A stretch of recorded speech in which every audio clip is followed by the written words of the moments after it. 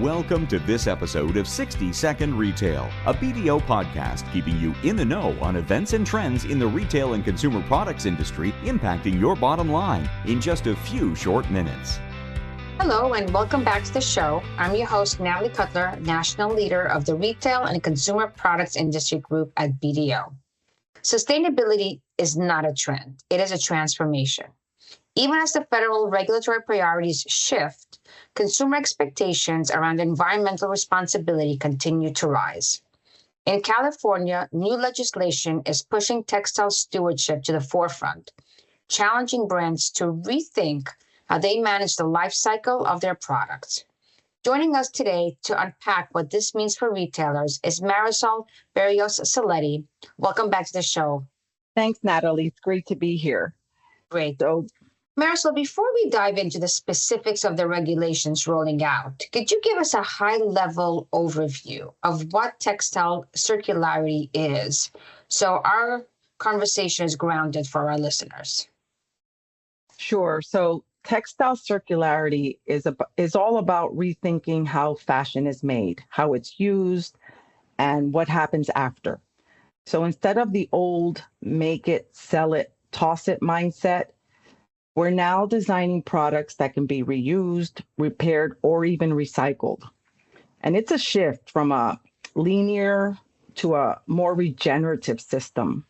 And that's changing how retailers approach everything from product development to customer engagement. But it's more than just a sustainability initiative. And that's because circularity actually helps retailers reduce their waste. It helps to evolving consumer expectations and meet their sustainability targets, all while building resilience into their operations. And with regulations like California's Responsible Textile Recovery Act or SB 707 on the horizon, circularity is no longer optional. It's actually becoming part of how business gets done. So what's happening in California now with the new regulation and what's really driving this? Great question, Natalie. And it's one that's really top of mind for a lot of retailers right now.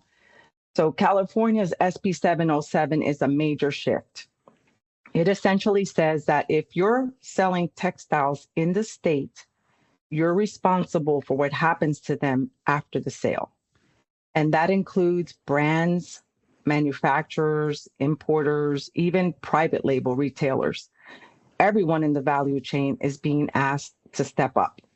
So it's not just about making sustainable products, it's about managing their full life cycle. And what's driving this? Honestly, it's a mix of environmental urgency and consumer pressure.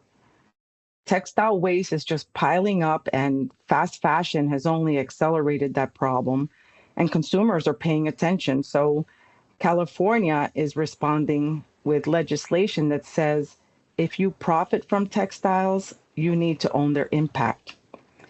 And for retailers, this is more than just a compliance issue. It's a clear signal that sustainability is becoming embedded in operations. It's interesting how California is looping, as you mentioned, everyone that is part of this supply chain in to its own regulations. When does this go into effect, and who specifically does this law really target? It's coming up fast. So SB 707 takes effect on January 1st, 2026, and it casts a pretty wide net. So if you're selling textiles in California, whether you're a global brand, a private label retailer, or an importer, you're in scope. And it includes everything from apparel to linens. And if your products touch the California market, this law applies to you. So companies will need to register with CalRecycle, and that's the state's recycling and waste management agency. And they'll also have to join a producer responsibility organization, or a PRO.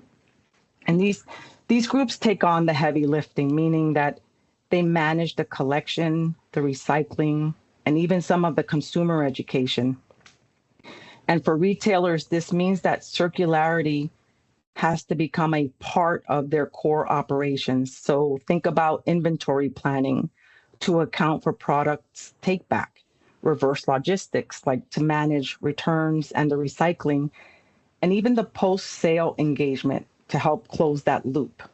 So it's not just about checking a box, it's actually about building systems that support accountability at scale.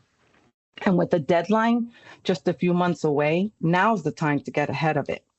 So, Marisol, a question for you based on everything that you've just said. Here's an example, just to clarify. If I have a manufacturer, say in California, who sells a product to a wholesaler in Nevada, and then the wholesaler in Nevada sells the product back to a retailer in California who's going to sell it to a consumer in California. So this rule then applies to the manufacturer and to the retailer, but not to the wholesaler, given that they are outside of California. Is that correct? Am I understanding it correctly? That is correct, Natalie. So it is the producer or the retailer or whoever is placing the product in the California market. Got it. Well, that's very helpful. And so then what happens if a retailer, right, or a consumer product company doesn't comply with this new regulation? Well, Natalie, the consequences are real and they go beyond just fines, which can reach up to $50,000 each day. Wow.